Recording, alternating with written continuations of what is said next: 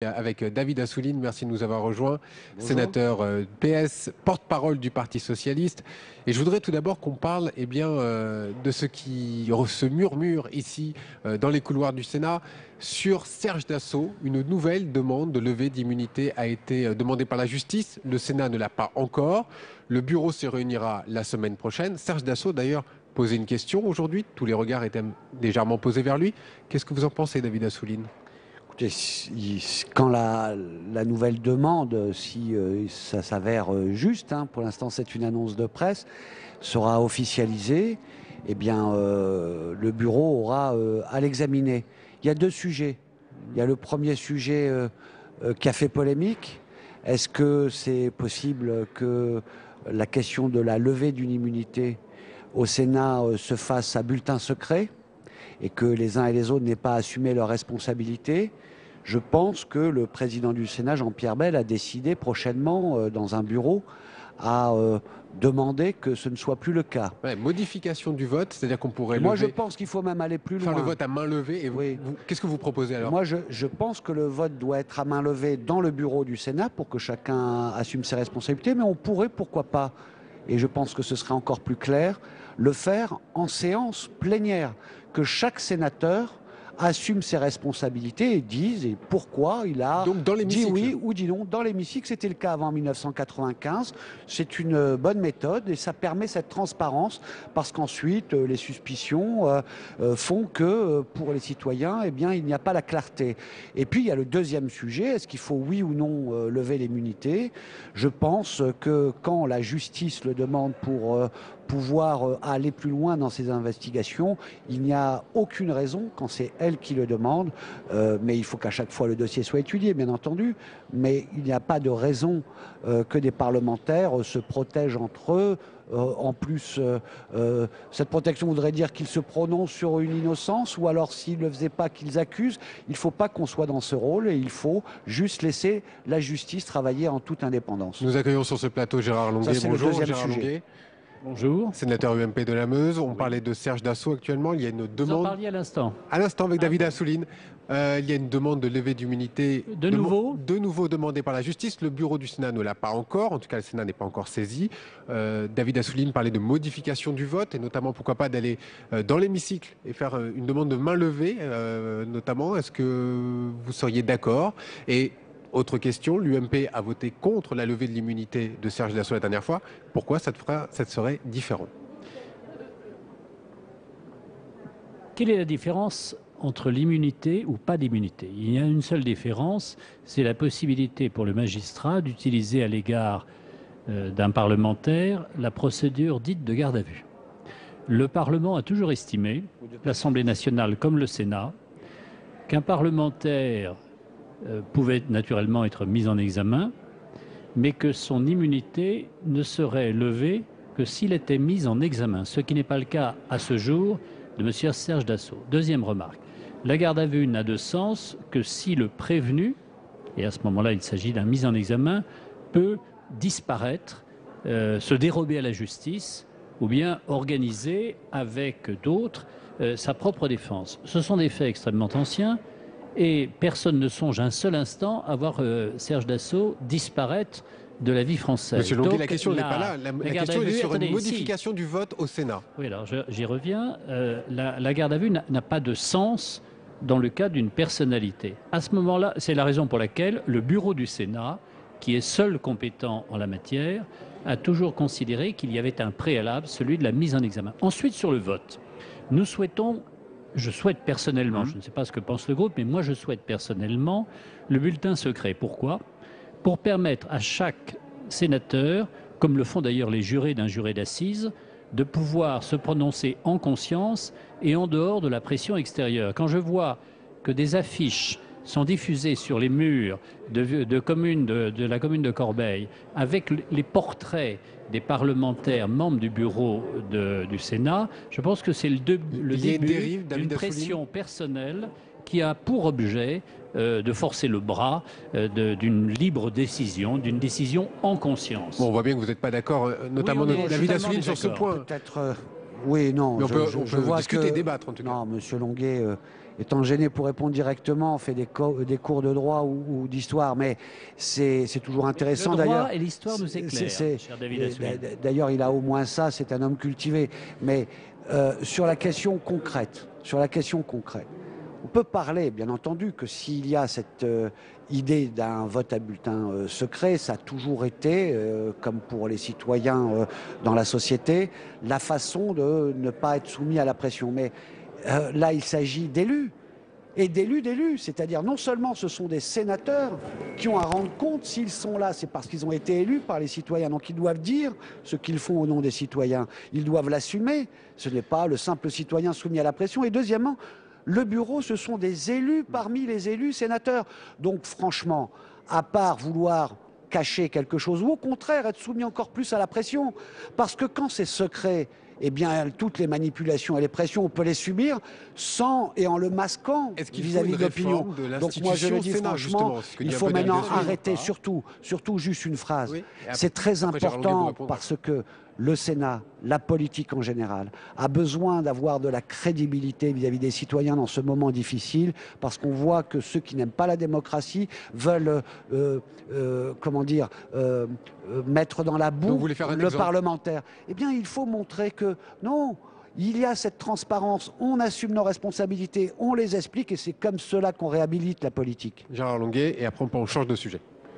Sur ce que vient de dire David Assouline, non, alors peut-être pas. Non, je confirme totalement ma conviction, c'est qu'il y a une sagesse parlementaire qui vaut pour l'Assemblée nationale, qui a valu d'ailleurs pour des députés socialistes, dont je tairai les noms, parce que je les ai oubliés d'ailleurs, et bon, il y a dernièrement, une sagesse... deux sénateurs socialistes, c'est pour cela que deux sénateurs socialistes... parce qu'ils étaient mis en examen. Alors que la majorité socialiste au bureau a été votée la levée de leur immunité parlementaire. Parce qu'ils étaient mis en examen, c'est la différence. C'est la grande différence. Voilà, on va changer de sujet si vous voulez bien, David Assouline.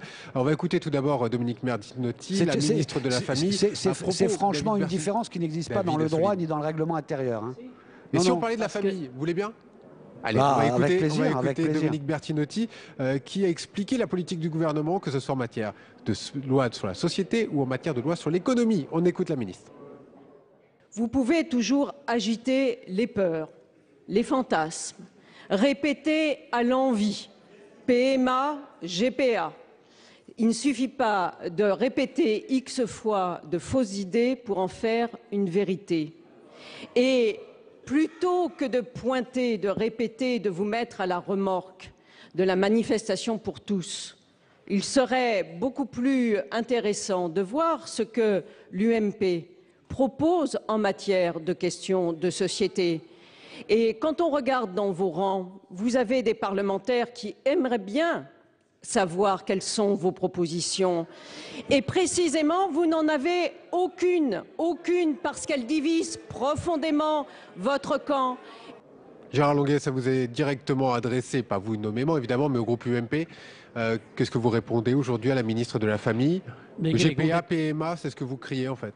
Non, pas du tout. Enfin, on crie, on alerte l'opinion des parlementaires, c'est notre compétence, sur le fait qu'un débat sur la PMA et la GPA ne serait pas compris d'une grande partie de l'opinion française et ouvrirait pour nous, selon nos convictions, une absence de filiation pour les enfants, ce qui serait les priver d'un légitime droit à une ascendance, à des racines, à une histoire. Nous sommes donc totalement hostiles à la PMA et totalement hostiles à la GPA. Or, le texte du mariage pour tous qui nous a été présenté, implicitement, pour ses partisans, et il y a des déclarations très claires, notamment de Mme Najat Vallaud-Belkacem, pendant la campagne électorale, je le concède, c'était pendant la campagne électorale, sur le thème « Nous irons jusqu'au bout et nous donnerons à des couples homosexuels la possibilité d'avoir leurs enfants, ce qui est une escroquerie morale pour eux et pour leurs enfants. » David Assouline, le Premier ministre a dit ce matin qu'il était prêt à une ouverture finalement vers l'Assemblée et vers le Sénat pour examiner des textes sur la famille. C'est le découpage du texte sur la famille en plusieurs morceaux, c'est bien ça ? Non, mais moi, je n'ai jamais douté, depuis lundi, qu'il n'y avait pas abandon de la volonté de la part du gouvernement et de la majorité présidentielle de légiférer et au plus vite. C'est pas ce qu'on a compris lundi, quand le Premier ministre dit on abandonne ce texte. Non, il dit que ce texte ne serait pas soumis globalement. Et pourquoi ?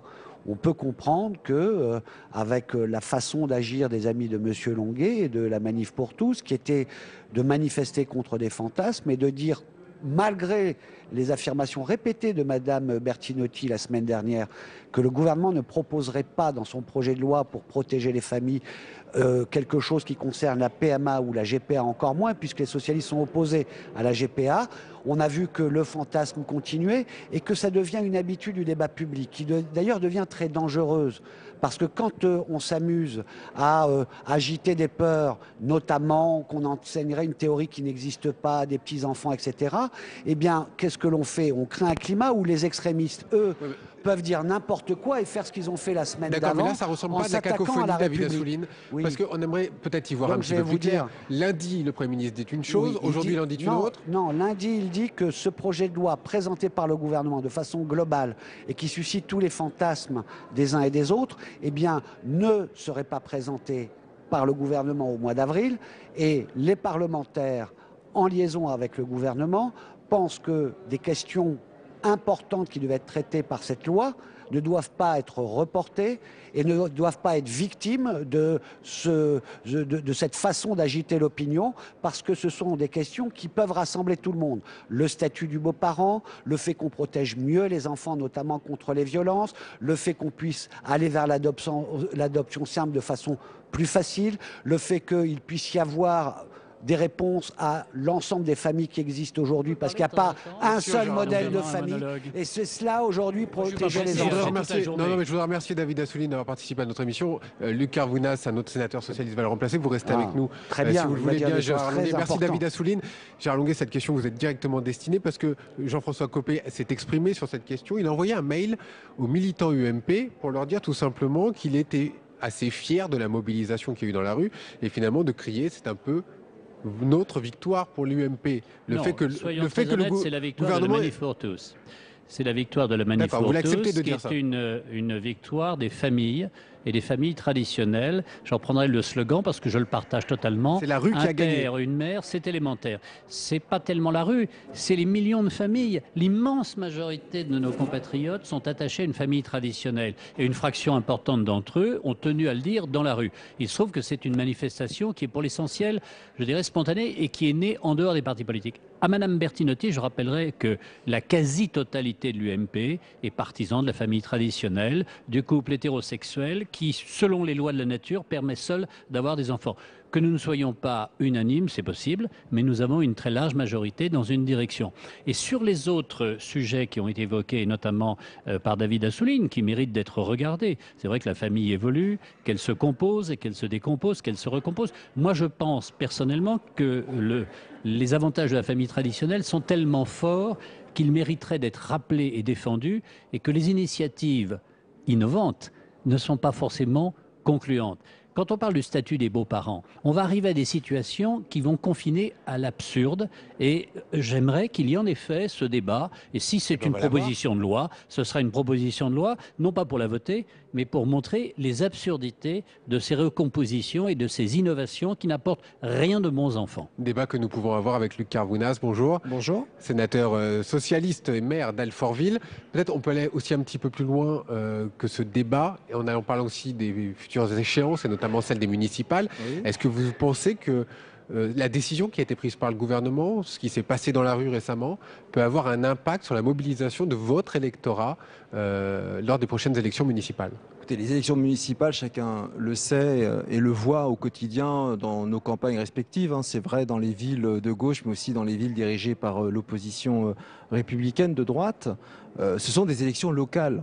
Ce sont des élections où les habitants dans les communes vont être appelés à voter, à choisir un projet pour les 6 prochaines années avec des équipes, des maires sortants et des renouvellements qui se font partout en France. Donc le contexte évidemment est un contexte difficile pour le Parti socialiste, puisque nous sommes le premier parti de France, nous sommes au pouvoir depuis 2 ans, et dans les élections intermédiaires, sous la Ve République, ces élections sont toujours difficiles pour le pouvoir en place. Oui, donc nous avons aussi la mobilisation, c'est un vrai problème pour tous les deux d'ailleurs. Nous devons aller convaincre notre électorat qu'il faut venir voter les 23 et 30 mars prochains. Je comprends pourquoi l'UMP cherche à nationaliser le débat, sauf que pour le coup, et je pense que Gérard Longuet sera d'accord avec moi, ce sont avant tout des élections locales. Et il ne faut pas essayer de polluer les sujets là où finalement... l'UMP pollue le débat, non, c'est ça ? nationalise le débat parce qu'il est dans un rôle d'opposant. Il est aussi, j'entendais que la manif pour tous était la victoire des familles. Moi, j'ai plutôt le sentiment que c'est un petit peu, pardon, l'échec de l'UMP. Moi, je revoyais les images avec un Claude Guasguen ou un Hervé Guénon Henri Guénon en train de courir après finalement ce mouvement. Mais c'est plutôt l'échec de la droite de pouvoir s'organiser. Et il y a une forme de course à l'échalote désormais dans cette opposition républicaine qui se laisse totalement déborder. D'abord, je crois qu'il ne faut pas méconnaître, et c'est rassurant pour le pays, la force de la société civile.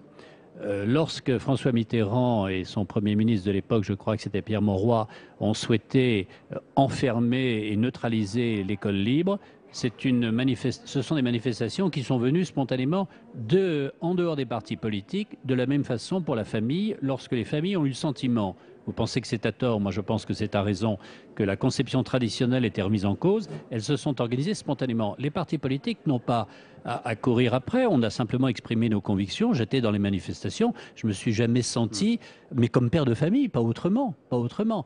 Alors maintenant, sur les élections municipales, elles sont nécessairement politisées. Vous avez raison de le dire avec un petit peu de malice. Quand on est dans l'opposition, on explique que c'est un courant national. Et quand on est à la majorité, on dit non, non, c'est tout à fait local. La vérité, c'est qu'il y a un partage. Mais là où vous avez tout à fait raison, je crois que la gauche aura beaucoup de mal à mobiliser son électorat. Parce que son électorat est profondément divisé. Le nôtre nous aurons plus de facilité à le mobiliser parce qu'il y a l'appétit de soutenir des jeunes candidats ou des candidats confirmés et la volonté d'en découdre pour une partie de l'opinion avec le gouvernement. Nous aurons cet avantage-là. Je pense que vous en serez privés. Je profite juste de revenir un peu sur le débat précédent parce que moi j'entends, on ne sera pas d'accord, on n'est pas là pour se convaincre, on a chacun nos positions et moi je les respecte. Sauf que, écoutez, je suis le maire d'Alfortville, vous l'avez rappelé. Dans ma commune, 30% des foyers sont des foyers monoparentaux.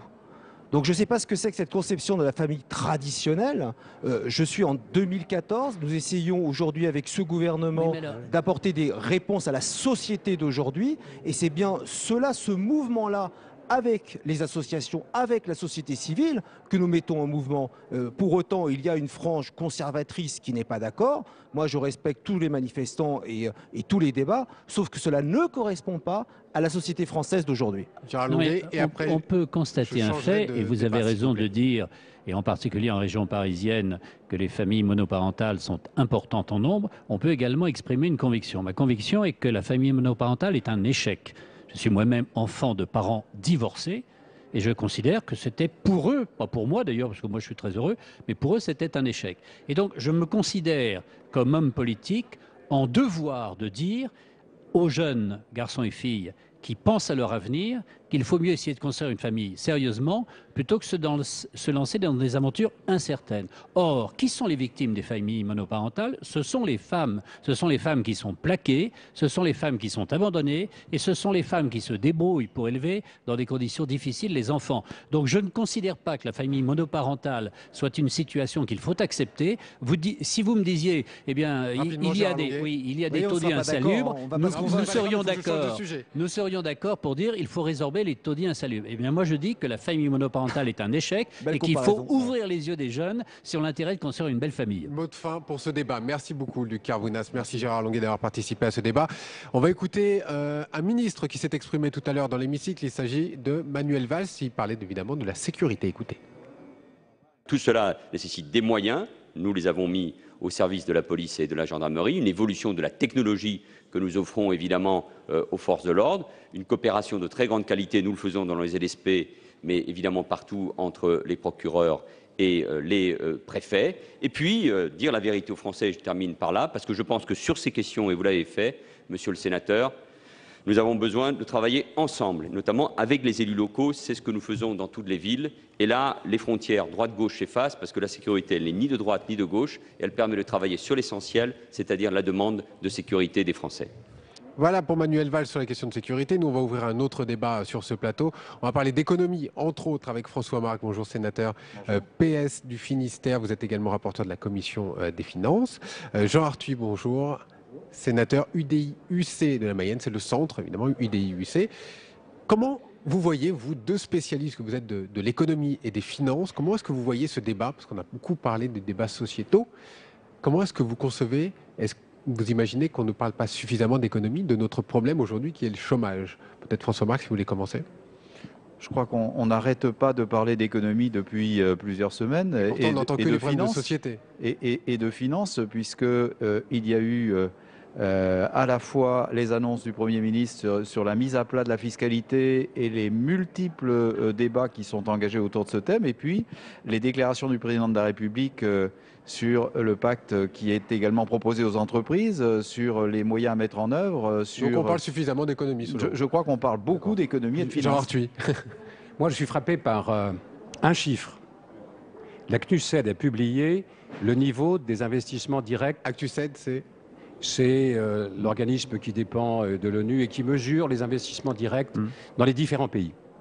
Les investissements étrangers en France ont baissé de 77% pour revenir à un peu plus de 4 milliards d'euros, alors qu'ils progressent partout dans les autres pays de l'Union européenne. C'est dire si la France est en perte de compétitivité, en perte d'attractivité, parce que matraquage fiscal, parce que instabilité législative, et malheureusement, de la part du gouvernement, un trop grand déni de réalité, une vision dogmatique de l'économie. Les réformes structurelles vont peut-être venir, mais je ne crois pas qu'on ait pris la mesure de l'effort qu'il va falloir conduire. Ce matin, on lisait dans un journal que la France n'a jamais été aussi pessimiste. C'est pas fait non plus pour nous donner un peu le moral, tout cela.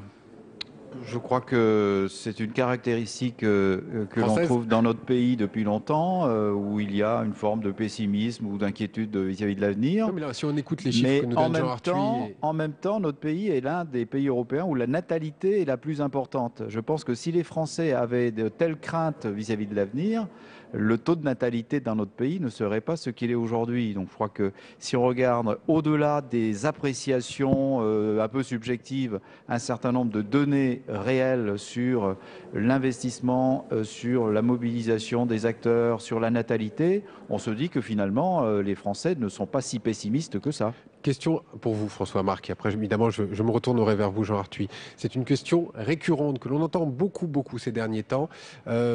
Qu'est-ce qui pourrait changer aujourd'hui de créer une fusion de l'impôt sur le revenu et de la CSG? Parce que c'est vrai que cette question, on l'entend depuis très longtemps. C'est une bonne question il faut prendre en compte trois paramètres. Aujourd'hui, les gens ne comprennent plus très bien ce qu'est l'impôt, à quoi il sert. Et il y a un problème de lisibilité. Deuxièmement, il y a aussi un problème de progressivité. On a un grand principe républicain bien connu qui est que chacun doit contribuer à la mesure de ses moyens. Et malheureusement, la progressivité de l'impôt en France a diminué depuis une trentaine d'années, en particulier au cours des 20 dernières années. Vous seriez pour, vous, cette fusion ou pas? S'il s'agit à prélèvement global constant de mettre en place un dispositif plus juste pour le prélèvement fiscal, il va de soi que c'est quelque chose qui va dans le bon sens, qui a été promis par le président de la République. Absolument. Et Jean Arthuis, là-dessus, vous seriez d'accord ou pas?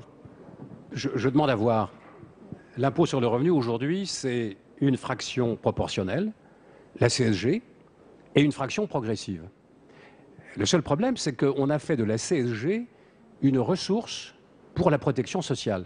Autrement dit, ça ne va pas vers le budget de l'État, ça va vers le financement de la protection sociale. CSG donc mal utilisé selon vous, c'est bien ça?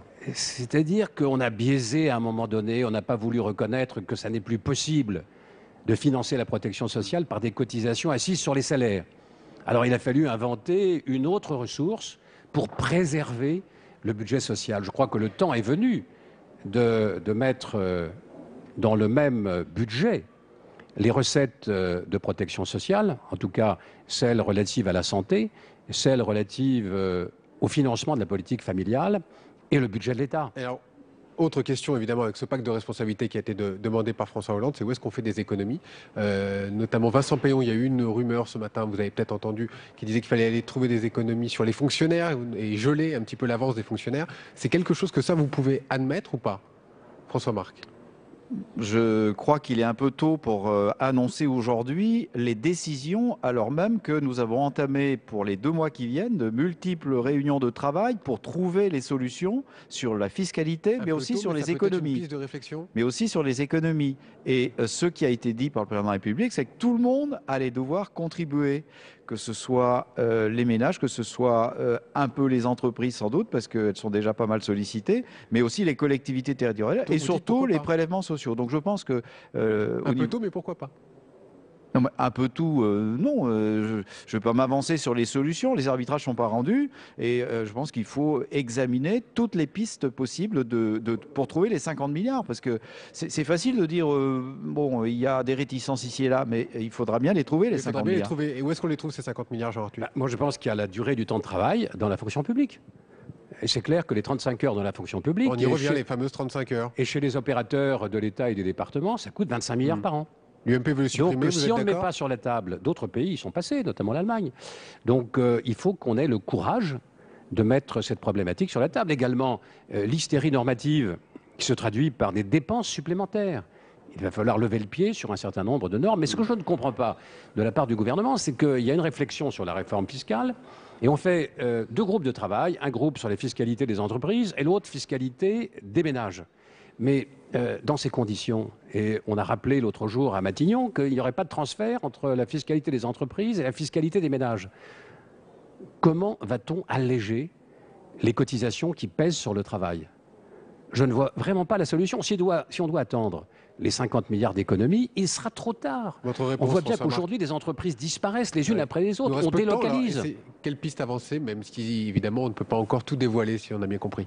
Le pacte proposé par François Hollande, il est clair, il faut trouver un dispositif encore plus fort que le CICE pour que les entreprises se voient dispensées de payer certaines cotisations ou certains prélèvements. Et ce qui est annoncé, c'est que la cotisation famille serait aujourd'hui supprimée, ce qui nous place à un niveau de 30 à 32 milliards d'allègement pour les entreprises, c'est-à-dire sensiblement plus que le CICE.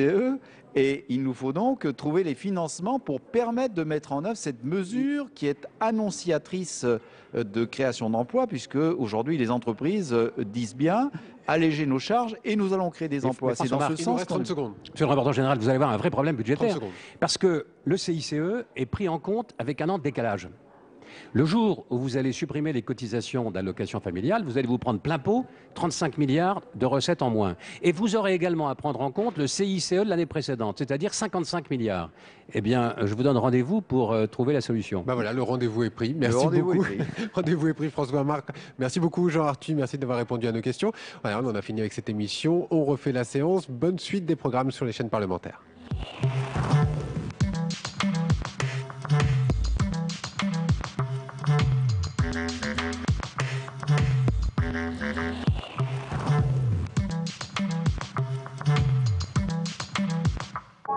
On se souvient de ces adieux retentissants.